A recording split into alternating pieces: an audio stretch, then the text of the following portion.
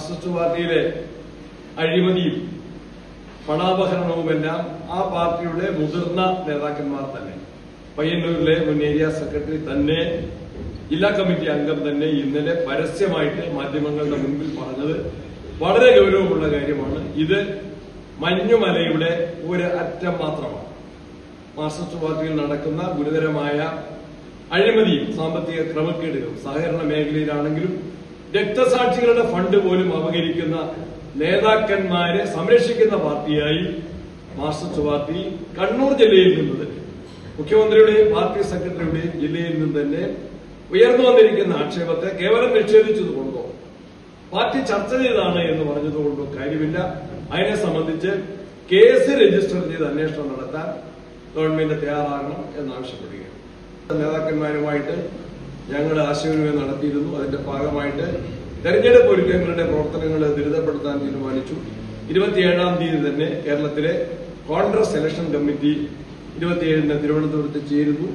അതേ തുടർന്ന് ജില്ലാ തലത്തിലുള്ള നേതാക്കന്മാർ, സംസ്ഥാന നേതാക്കന്മാരുടെയും DC പ്രസിഡന്റുമാരുടെയും രാഷ്ട്രീയകാര്യ സമിതി അംഗങ്ങളുടെയും ജില്ല തിരിച്ചുള്ള യോഗങ്ങൾ 3 ദിവസം കൊണ്ട് KPCC ചേരുകയാണ്.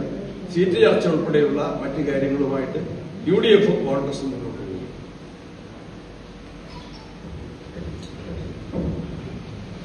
ഈ പലരും ഇപ്പോ ജാമ്യം കിട്ടി പുറത്തേക്ക് വരികയാണ്. ഈ SIT കുറ്റപത്രം സമർപ്പിക്കുന്നതിലൊക്കെ കാലതാമസം വരുന്നത് ബോധപൂർവമാണെന്ന് തോന്നുന്നുണ്ടോ? അത് നിയമം അറിയാത്തവരല്ല, പ്രതികളെ സഹായിക്കുന്നതിന് വേണ്ടി തന്നെയാണ് കുറ്റപത്ര സമർപ്പണത്തിന്റെ കാലതാമസം.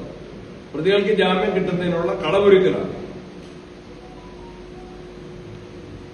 പ്രധാനമന്ത്രി വന്ന് കോൺഗ്രസിനെതിരെ ഇങ്ങനെയുള്ള ആരോപണങ്ങൾ ഉന്നയിക്കുന്നു എന്നൊക്കെ പറയുമ്പോഴും മുഖ്യമന്ത്രിയായിട്ടുള്ള അദ്ദേഹത്തിന്റെ ഇടപെടൽ കാര്യങ്ങളൊക്കെ നമ്മൾ അതിന്റെ വിഷയങ്ങളൊക്കെ മുഖ്യമന്ത്രിയുടെ ഭാഷയിൽ തന്നെ പറഞ്ഞാൽ ഒക്കെ ചങ്ങാതിമാരാണ്.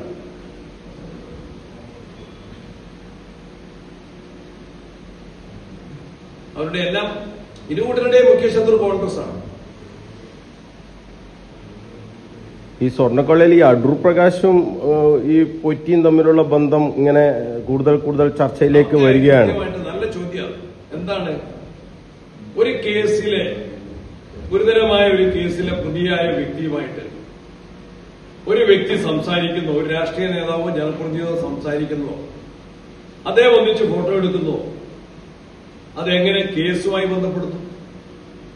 ഏതെങ്കിലും തരത്തിൽ ശബരിമലയിലെ സ്വർണ്ണക്കൊള്ളയ്ക്ക് പ്രതികളെ സഹായിക്കാൻ അടൂർ പ്രകാശിന് കഴിയുന്ന ഒരു പൊസിഷനിൽ ഉണ്ടായിരുന്നില്ല. അക്കാലത്ത് വളരെ വ്യക്തമല്ലേ? അദ്ദേഹത്തിന്റെ വിശദീകരണം തന്നെ വന്നിട്ടുണ്ട്. തന്റെ നിയോജക മണ്ഡലത്തിൽപ്പെട്ട ശബരിമല പോലുള്ള ഒരു വലിയ ആരാധനാ കേന്ദ്രത്തിൽ ഉന്നതമായ ഒരു ചുമതല വഹിക്കുന്ന ഒരാളുമായി പരിചയപ്പെടാനോ സൗഹൃദം ഉണ്ടാകാനോ അദ്ദേഹത്തെ ഒരു ഫോട്ടോയിൽ ഒന്നിച്ച് പ്രത്യക്ഷപ്പെടാനോ ഇടയായാൽ അതൊരു വലിയ തെറ്റല്ല. ഇവിടെ വിഷയം എന്താണ്? വിഷയത്തിൽ നിന്ന് മാർക്സിസ്റ്റ് പാർട്ടി എത്ര ശ്രമിച്ചാലും അവർക്ക് വിഷയത്തിൽ നിന്ന് ശ്രദ്ധ തിരിക്കാൻ കഴിയില്ല. അദ്ദേഹത്തിന് കേസുമായിട്ട് എന്താ ബന്ധം? ആരാ കേസ് അന്വേഷിക്കുന്നത്? കോടതിയുടെ നിർദ്ദേശപ്രകാരമാണെങ്കിലും പിണറായി വിജയൻ നിയന്ത്രിക്കുന്ന ആഭ്യന്തര വകുപ്പാണ് കേസ് അന്വേഷിക്കുന്നത്. അവരെന്തുകൊണ്ട് ചോദ്യം ചെയ്യുന്നില്ല? കടകംപള്ളിയെ ചോദ്യം ചെയ്തല്ലോ? ഒന്നുമില്ല. അത് വ്യക്തമാണ്. ഈ മഹാപഞ്ചായത്തിൽ പങ്കെടുത്തപ്പോൾ ശശി തരൂരിന്റെ പേര് അടക്കം അത് പറഞ്ഞില്ല. അതിൽ അദ്ദേഹത്തിന് ഭയങ്കര വിഷമമുണ്ടെന്ന് പറയുന്നുണ്ടായിരുന്നു. കഴിഞ്ഞ ദിവസം ഡൽഹിയിൽ അദ്ദേഹത്തിന് വിളിച്ച യോഗത്തിൽ പങ്കെടുത്തു. ഇന്നലെ ഡൽഹി മീറ്റിംഗിൽ വരാത്ത അദ്ദേഹം കോഴിക്കോട് നേരത്തെ ഏറ്റെടുത്ത പ്രോഗ്രാം ഉണ്ടായിരുന്നു. അതുകൊണ്ടാണ് ഞങ്ങൾ പറഞ്ഞില്ലേ, ഞങ്ങളെ ജനങ്ങളുടെ പിന്തുണ ഇപ്പോൾ തന്നെ കൂടുതലായിട്ട് കിട്ടിയിട്ടുണ്ട്. അതിനെ കൂടുതൽ ശക്തിപ്പെടുത്താൻ വ്യക്തികളും പ്രസ്ഥാനങ്ങളും ഒക്കെ മുന്നോട്ട് വരുമെന്നാണ് ഞങ്ങൾ കരുതുന്നത്. ഇല്ല, ഞങ്ങളുടെ രാഹുൽ ഗാന്ധി സംസാരിച്ചതൊന്നും ഞങ്ങൾ ഇവിടെ പരിചയമായിട്ട് പറയേണ്ടതില്ല. അതൊരു അടഞ്ഞ അധ്യായമാണോ ഈ കേരള കോൺഗ്രസ്? ഒരു അടഞ്ഞ അധ്യായമാണോ? ഞാൻ അണ്ണന്റെ കാര്യത്തിൽ കണ്ണൂരിൽ നിന്നാണ് പറഞ്ഞത്. വാതിലാവുമ്പോൾ that can be closed as well it can be open. വാതിലെ ആകുമ്പോൾ അടയ്ക്കുകയും ചെയ്യാൻ ഇപ്പൊ തുറന്നിട്ടാണോ ഉള്ളത്? മുട്ടുകയും തുറക്കപ്പെടും. അവര് മുട്ടിയാൽ തുറക്കും. ആളെ നോക്കിയിട്ടാണ്. ഇപ്പൊ അങ്ങനെ ഒരു സിസ്റ്റം ഉണ്ടല്ലോ. അങ്ങനെയല്ല അല്ലേ? വീടുകളിലെ സ്ഥാപനങ്ങളിലൊക്കെ ആരാ വരുന്നത് നോക്കിയിട്ട് ഗേറ്റ് തുറക്കുന്ന സംവിധാനം. സുപ്രീം കോടതി. നോക്കാൻ നമുക്ക് രാഷ്ട്രീയം. ചർച്ച ഇപ്പോഴും നടന്നു. പിന്നെ നിങ്ങളെന്താ ചോദിക്കുന്ന കാര്യം? ഇല്ലില്ല, നിങ്ങളാരും ആരും പറഞ്ഞു? ഞങ്ങളാരും പറഞ്ഞു? ഞാനാണല്ലോ.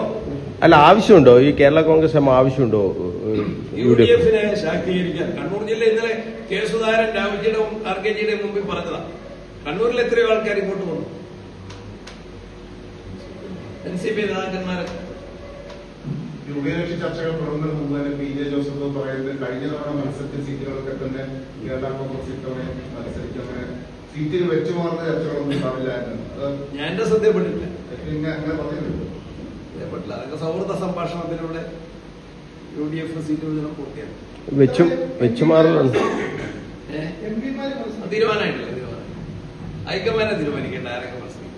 2020 ഭാഗമായിരിക്കുകയാണല്ലോ. അവരുടെ ഇടയിലുള്ള അഭിപ്രായ വ്യത്യാസം വന്നല്ലോ. അഭിപ്രായ വ്യത്യാസം വ്യക്തമല്ലോ. ജനപ്രതിനിധികൾ ഉൾപ്പെടെ നേതാക്കന്മാർ ഉൾപ്പെടെ കോൺഗ്രസിലേക്ക് വരുന്നുണ്ട്. ഈ സീറ്റുകൾ വെച്ച് മാറുന്ന കാര്യത്തിൽ കോൺഗ്രസിന് പിടിവാശി ഉണ്ടാവും. ഒന്നിനും പിടിവാശിയില്ല. കോൺഗ്രസ് എപ്പോഴും വിശാല മനോഭാവത്തിന്റെ പാർട്ടിയാണ്. നിങ്ങളോട് പിടിവാശിയില്ല. ഈ പയ്യന്നൂർ ഫണ്ട് തന്നെ കേസ് രജിസ്റ്റർ ചെയ്യുന്ന പറഞ്ഞല്ലോ, പൊതുജനങ്ങളിൽ നിന്ന് പിരിച്ച പണമായതുകൊണ്ടാണ്. അതെ, അതിന്റെ രക്തസാക്ഷി കുടുംബസഹായ ഫണ്ടല്ലേ? അതിലെ ക്രമക്കേട് അദ്ദേഹത്തെ പോലെ ഉദ്യോഗസ്ഥനെ പോലത്തെ ഒരാള് വ്യക്തമാക്കുമ്പോൾ അത് കേവലം ചർച്ച ചെയ്തതാണെന്നുള്ള ജില്ലാ സെക്രട്ടറിയുടെ ഒരു വിശദീകരണം തൃപ്തികരല്ല. വയനാട് ഫണ്ടിന്റെ കാര്യത്തിലും അതേപോലെ ഒരു ആവശ്യം വരുമല്ലോ. അതും എനിക്ക് തന്നെ യൂത്ത് കോൺഗ്രസുകാരെ പൈസ തന്നു. 1 കോടിയിലധികം രൂപ യൂത്ത് കോൺഗ്രസ് സമാഹരിച്ച പൈസ എന്റെ പേരിൽ തന്നെയാണ്. 3.5 കോടി രൂപയുടെ സ്ഥലം അവിടെ രജിസ്റ്റർ ചെയ്തു. എന്റെ പേരിൽ എന്ന് പറഞ്ഞാൽ KPC പ്രസിഡന്റിന്റെ പേര്. ഞങ്ങൾ വിരിച്ച പൈസ കണക്കുകൊണ്ട് അത് കൃത്യമായിട്ട് ചെലവഴിക്കുന്നു. ഈ വെൽഫെയർ പാർട്ടിയായിട്ടുള്ള ബന്ധം തുടരുകയും ജമാഅത്തെ ഇസ്ലാമിയുടെ സംസ്ഥാന സെക്രട്ടറി ഉണ്ടെങ്കിലല്ലേ തുടരാൻ പറ്റൂ, ഇല്ലാത്തെങ്കിലേ തുടരാൻ പറ്റും. CPM ഉണ്ടായിരുന്ന ബന്ധം അവസാനിപ്പിച്ചോ എന്ന് അവർ പറഞ്ഞു. അല്ല, ലീഗ് ഇപ്പം കഴിഞ്ഞ ദിവസം സാഹചര്യം തങ്ങളാണ് പറഞ്ഞത് ചില സ്ഥലത്ത് ലീഗ് ഗ്രൂപ്പുകൾ ഉണ്ടായിരുന്നു. അത് പഞ്ചായത്ത് തെരഞ്ഞെടുപ്പിൽ മാത്രമാണ്, ഇനി അങ്ങോട്ട് അത് ഉണ്ടാവില്ല എന്നാണോ? അങ്ങനെയാണോ? അവര് വേണ്ട എന്ന് തന്നെയാണോ? ഒരു ബന്ധം ഉണ്ടായിട്ടില്ല. ശരി,